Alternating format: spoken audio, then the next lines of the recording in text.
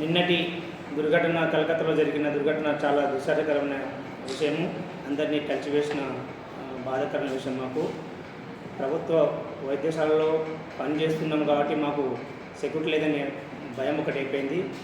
నేటి సమాజంలో మహిళలు చాలా ముందుకొచ్చి సమాన హక్కుల కొరకు, సమాన ప్రయత్నం కొరకు చేసుకుంటూ ఉన్నత చదువుల కొరకు, ఉన్నత అవకాశాల కొరకు వెళ్తున్న సమయంలో నిన్నటి కలకత్తాలో జరిగిన దుర్ఘటన దేశమంతటా కలిసివేసిన బాధాకరమైన విషయం ఇది. దీన్ని మేము వైద్య ఆరోగ్య శాఖ నుంచి, వైద్య ఉద్యోగుల సంఘం తరపు నుంచి ఖండిస్తున్నాం. ఇటువంటి దుర్ఘటన దేశంలో మళ్ళీ పునరావృతం కావద్దని కోరుకుంటున్నాం. ఎందుకంటే మహిళలు ఎన్నో కోటి ఆశలతో గడప దాటి ముందుకు చదువుకున్న తరుణంలో దేశంలో ఇటువంటి దుర్ఘటన జరగడం వల్ల అమ్మాయిలు కానీ తల్లిదండ్రులు కానీ భయపడి చదువుకు వెనుకాడికి వేసే ఆలోచనలు ఉన్నాయి. దూర విద్యకు పంపడంలో కూడా పేరెంట్స్ భయపడతారు. ఇటువంటి దుర్ఘటన జరగకుండా ప్రభుత్వము ప్రొటెక్షన్ కల్పించాల్సిన సందర్భం ఉంది. నిన్న జరిగిన విషయంలో పశ్చిమ బెంగాల్ ముఖ్యమంత్రి అయిన మహిళా కూడా దీనిపైన పూర్తి స్థాయిలో స్పందించకుండా, విచారణ చేయకుండా పక్కన పెట్టడం చాలా బాధాకరమైన విషయం కలిసివేసింది. ఒక డాక్టరు ఉన్నత చదువుల కొరకు చదువుకొని ట్రైనింగ్లో ఉన్న డాక్టర్పై మర్డర్ చేయడం, హత్య చేయడము, అత్యాచారం మర్డర్ చేయడం జరిగింది. ఈ సంఘటన తెలిసిన అనంతరము భారతదేశంలో ఉన్న ప్రతి ఒక్కరూ చాలా బాధాకరమైన దుర్ఘటన అని చెప్పేసి కలిసివేసిన విషయం కాబట్టి ఇటువంటి పునరావృతం కాకుండా చూడవలసిన అవకాశం ఉంది. భారతదేశంలో ఉన్న చట్టాలన్నీ పూర్తి స్థాయిలో ఇంప్లిమెంట్ చేసి దేశ రక్షణ కొరకు ఉన్న మహిళలకు గౌరవాన్ని కల్పించే అవకాశత ఉంది కాబట్టి దేశంలో ఉన్న అత్యున్నత న్యాయస్థానంలో ఉన్నటువంటి చట్టాలన్నీ ఇంప్లిమెంట్ చేస్తూ దేశ రక్షణ కల్పించాల్సిన విషయం ఉంది. కాబట్టి మా వైద్య ఉద్యోగులకు ఇచ్చినటువంటి జీవోలు కానీ, ఉద్యోగంలో పనిచేస్తున్నటువంటి యాక్టులు కానీ పూర్తి స్థాయిలో మాకు రక్షణ కల్పించాల్సిన అవసరం ఉంది. కాబట్టి భారతదేశంలో ఉన్నటువంటి ప్రతి ఒక్కరూ మహిళలు రక్షణ కల్పించే విధంగా వాళ్ళకు అవకాశం కల్పించాలి. వాళ్ళ చదువులకు కానీ లేకుంటే వాళ్ళకి చట్టపరమైన న్యాయం జరిగే విధంగా న్యాయ చట్టాలు తీసుకురావాలని చెప్పి కోరుకుంటున్నాం. మా యొక్క ఉద్యోగుల సంఘాల నాయకుల తరఫున, మా ప్రభుత్వ డాక్టర్స్ తరఫున మేమందరం సంఘీభావం తెలుపుతూ వారికి ప్రగాఢ సానుభూతి తెలపడానికి మేమందరం కొనుక్కుంటూ మా డ్యూటీలోనే ఉంటూ మా విధులను నిర్వహించుకుంటూ నిరాశన కార్యక్రమాన్ని తెలియజేస్తున్నాము. ముందు ఎటువంటి కార్యక్రమాలు జరిగినా ఉవ్వెత్తున ఈ కార్యక్రమాన్ని మళ్ళీ పునరావృతం కాకుండా కాపాడాల్సిన బాధ్యత భారత ప్రభుత్వము, రాష్ట్ర ప్రభుత్వాలు దీనికి కట్టుదిట్టమైన చర్యలు తీసుకోవాలని చెప్పి మనం చేసుకుంటాం. ముఖ్యంగా మీకు సరైన ఫెసిలిటీస్ లేక కూడా సీసీ కెమెరాలో ఫుటేజ్ తర్వాత వెరిఫై చేశారు. కానీ ముందు రక్షణగా ఏ ట్రైనీ అబ్బాయిలు, ఏ డాక్టర్లు ఎక్కడ పనిచేస్తున్నారు, ఎక్కడ పని చేసుకోవడానికి అవకాశాలు ఉన్నాయి, సెక్యూరిటీలో ఉంది, ఈ సెక్యూరిటీలో ఉన్నామా లేదనేది అక్కడ ఉన్న సూపరింటెండెంట్ కానీ, అక్కడ ఉన్న డాక్టర్స్ కానీ, అక్కడ ఉన్న సెక్యూరిటీ వాళ్ళు కూడా నిర్లక్ష్య వైఖరి పూర్తి స్థాయిలో కనిపిస్తుంది.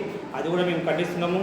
ఎందుకంటే ప్రొటెక్షన్ ఇచ్చే సమయంలో రాత్రి పగలు 24 hours మహిళలు కూడా మగవాళ్ళతో ఈక్వల్ పనిచేస్తున్నప్పుడు రక్షణ కల్పించే విషయం చాలా ప్రధానమైన విషయం.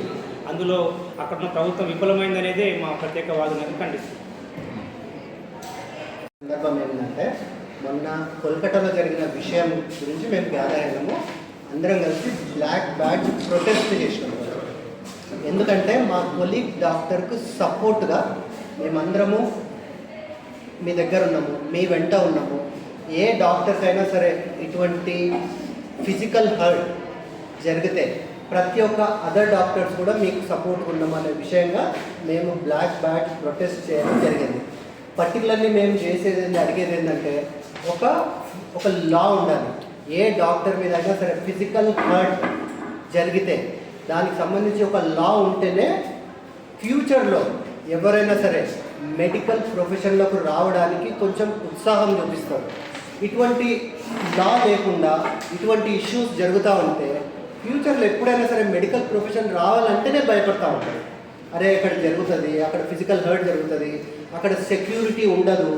ఇటువంటి చిన్న పిల్లల మనస్సులో ఇటువంటి ఐడియాస్ ఒక్కసారి ఇన్కార్పొరేట్ అయితే మేబీ ఫ్యూచర్లో డాక్టర్స్కి స్కేర్సిటీ రావచ్చు. అటువంటి సందర్భం వస్తే సోషల్ ఇంజస్టిస్ జరుగుతుంది. ఈవెన్ మెడికల్ హెల్త్ సర్వీసెస్ దెబ్బతింటాయి. కాబట్టి ప్రభుత్వాన్ని మా అసోసియేషన్ తరఫున కోరుకునేది ఏంటంటే ఒక లా ఉండాలి. ఎవరు డాక్టర్స్ మీద ఫిజికల్ హర్ట్ చేసినా వెంటనే దానికి సంబంధించిన లా ఉంటే దాని ప్రకారం చర్యలు తీసుకుంటామని మా అసోసియేషన్ ద్వారా విన్నవించుకుంటున్నాం.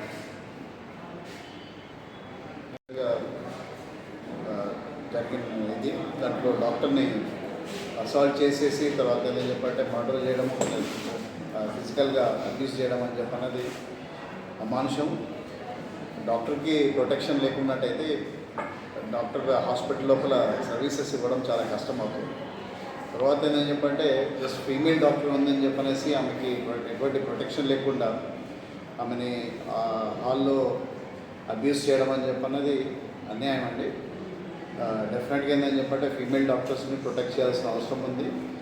వాళ్ళతో పాటు ఏంటని చెప్పంటే అడిక్వేట్గా సెక్యూరిటీ వాళ్ళని ఇవ్వడం, తర్వాత సెక్యూరిటీనే అంటే కంచె పొలాన్ని ఎలా అయితే చేస్తున్నారో అలా చేసినట్టయితే అది ఇంకా కష్టమవుతుంది. ఎందుకంటే అబ్యూజ్ చేసిన వ్యక్తి ఏదైతే ఉన్నారో హాస్పిటల్ స్టాఫ్ అని చెప్పని అంటున్నారు, వాళ్ళే స్టాఫ్ని అబ్యూజ్ చేసినట్టయితే ఇంకా కష్టమయ్యే పరిస్థితి ఉంటుంది. అంటే ఎటువంటి నమ్మకాలు లేని పరిస్థితికి రావడం జరగవచ్చు. కాబట్టి ఏంటని చెప్పంటే ఏదైతే జరుగుతుందో ఎస్పెషల్లీ లేడీ డాక్టర్స్ని ప్రొటెక్ట్ చేయాల్సిన అవసరం చాలా ఉంది. సైమల్టేనియస్గా అందరు డాక్టర్స్ కూడా ప్రొటెక్ట్ చేయాల్సిన అవసరం ఉంది. సార్, అంటే ఈ ఇన్సిడెంట్ జరిగేటప్పుడు అంటే మిగతా ఇప్పుడు డాక్టర్ కొలీగ్స్ వాళ్ళందరూ ఉంటారు కదా, అంటే వాళ్ళు ఎవరు లేరా అక్కడ? మనకి దాని గురించి మనకి ఏం డీటెయిల్స్ తెలియవనుకుంటాండి. ఇంకేంటంటే మనం ఎంతసేపు ఏంటంటే ప్రెస్లో ఏమైతే మనకు ప్రొజెక్ట్ చేస్తున్నారో అది నిజమా, తర్వాత ఏం చెప్పంటే ఆల్టర్డ్ మెసేజ్ ఏంటిది అనేది మనకేం తెలియని పరిస్థితి. ఎంతసేపు ఏంటని చెప్పంటే పలానా జరిగింది, పలానా మనిషిని ఐడెంటిఫై చేశారని చెప్పని అంటే రాంగ్ ఐడెంటిఫికేషన్ అవుతుందా, లేకపోతే ఏంటని చెప్పంటే రియల్గానే అతనే పర్సన్ జరిగిందా అని చెప్పనేది కూడా మనకేమి అంటే ఇన్వెస్టిగేషన్ అయితేనే తెలుస్తుంది. 90% అక్కడ ఎవరు ఉండకపోవచ్చు.